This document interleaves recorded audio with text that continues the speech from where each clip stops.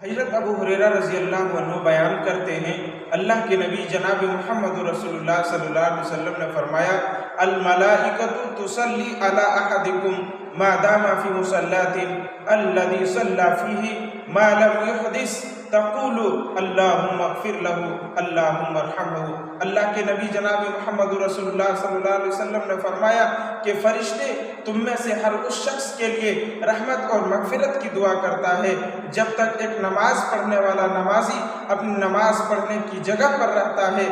اور اس کا وضو باقی رہتا ہے تو فرشتے اس کے لیے رحمت کی دعا کرتے ہیں اور کہتے ہیں اللہم اغفر لہ اللہم ارحمہ، اے اللہ رب العالمین تو اسے بخش دے، اے اللہ رب العالمین تو اس پر رحم فرما۔ میرے بھائیوں، اگر ہم چاہتے ہیں کہ فرشتے بھی ہمارے حق میں دعا کریں، فرشتے بھی ہمارے لیے بخشش کی دعا کریں، فرشتے بھی ہمارے لیے رحمت کی دعا کریں، تو ہمارے لیے ضروری ہے کہ ہم نماز پڑھیں اور تاکہ ہم فرشتوں کی دعا کو پا سکیں۔ اللہ تعالیٰ سے دعا ہے کہ اللہ تعالیٰ ہمیں بھی نماز کا پابند بنائے، آمین۔